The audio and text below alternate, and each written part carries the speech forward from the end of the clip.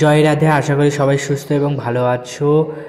মোহিনী একাদশী 8ই মে, সবাই মনোযোগ দিয়ে শুনবেন।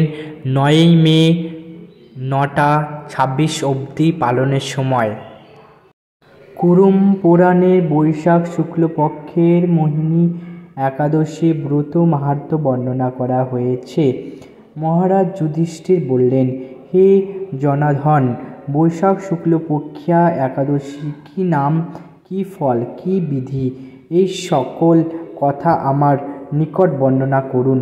উত্তরে ভগবান শ্রীকৃষ্ণ বললেন, হে ধর্মপুত্র, আপনি আমাকে যে প্রশ্ন করলেন, পূর্বে শ্রীরামচন্দ্র বশিষ্ঠের কাছে এই একই প্রশ্ন করেছিলেন।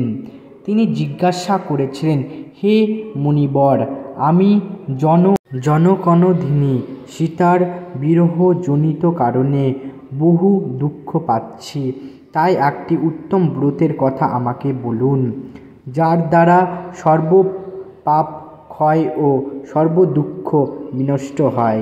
এই কথা শুনে বশিষ্ঠদেব বললেন, হে রামচন্দ্র, তুমি উত্তম প্রশ্ন করেছ।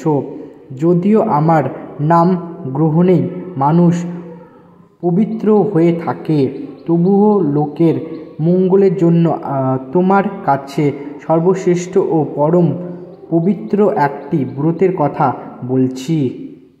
বৈশাখ মাসের শুক্লপক্ষিয়া একাদশী মোহিনী নামে প্রসিদ্ধিতা। এই ব্রত প্রভাবে মানুষের সকল পাপ, দুঃখ ও মোহজাল অবিচ্ছি বিনষ্ট হয়। তাই মানুষের উচিত সকল পাপ ক্ষয়কারী ও সর্বদুঃখ বিনাশ এই একাদশী ব্রত পালন করা। তার মহিমা তুমি শ্রবণ করো। এই কথা শ্রবণ মাত্রই সমস্ত পাপ বিনষ্ট হয়। পবিত্র সরস্বতী নদীর তীরে সুভদ্রাবতী নামে এক সুভনা নগরী ছিল।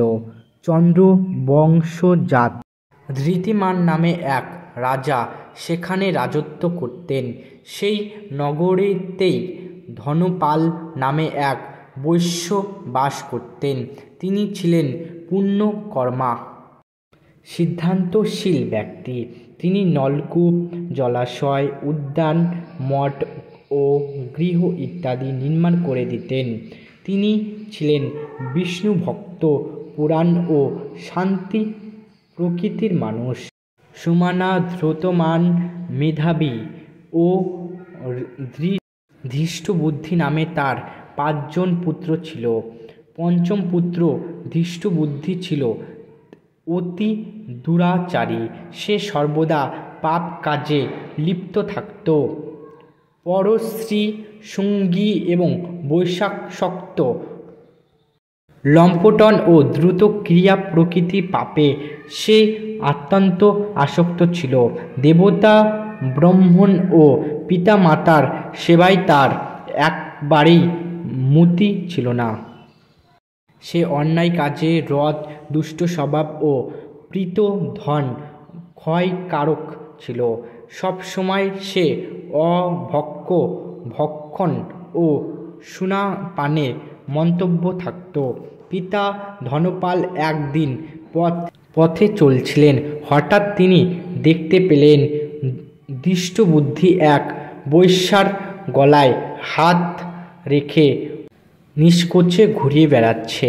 তার নিজস্ব পুত্রকে এভাবে চৌরাস্তায় অবান্তর করতে দেখে তিনি অত্যন্ত মর্মাহত হলেন। এই কুস্বভাব দর্শনে হয়ে তিনি তাকে গৃহ থেকে বার করে দিলেন। তার আত্মীয় স্বজনও তাকে পরিত্যাগ করল। সে তখন নিজের অলঙ্কারাদি বিক্রয় করে জীবন অতিবাহিত করত। কিছুদিন এভাবেই চলার পর অর্থাভাব দেখা দিল। ধনহীন দেখে সেই বৈশ্যগণও তাকে পরিত্যাগ করল। অন্ন বস্ত্রহীন ধৃষ্টবুদ্ধি দুঃখতৃষ্ণায় এবং অত্যন্ত কাতর হয়ে পড়ল। অবশেষে নিজের গ্রামে সে চুরি করতে শুরু করল। একদিন পুরোহিত তাকে ধরে বন্দি করল, কিন্তু পিতার সম্মানার্থে তাকে মুক্ত করে দিল।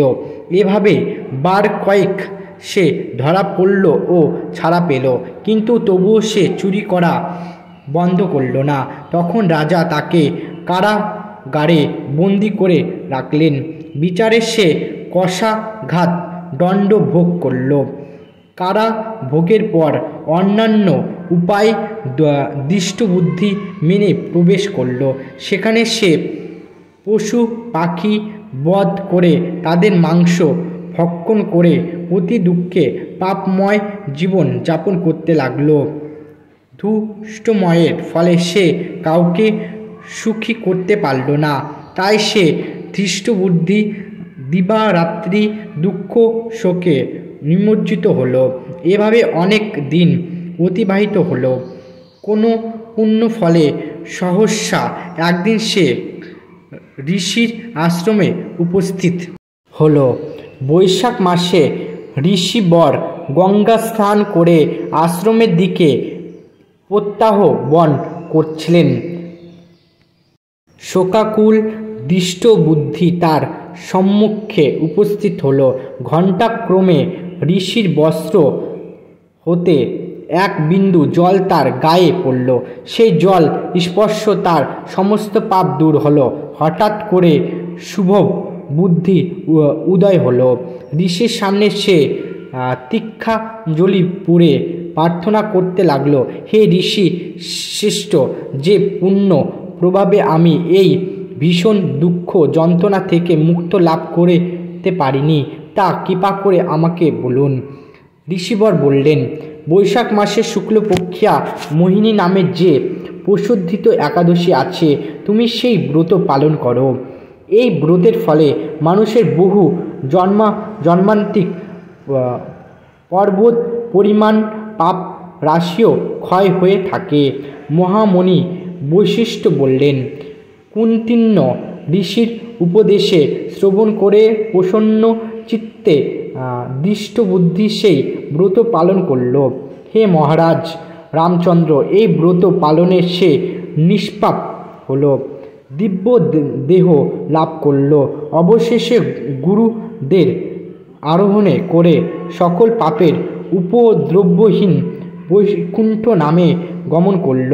হে রাজন, ত্রিলোকে মোহিনী ব্রত থেকে আর বিশিষ্ট ব্রত নেই। যত যজ্ঞ, তীর্থস্থান, ধ্যান ইত্যাদি কোনো পুণ্য কর্মেই এই ব্রতের সমান নয়। এই ব্রত করার শ্রবণ কীর্তনে সহস্র গোধাধনের ফল লাভ হয়।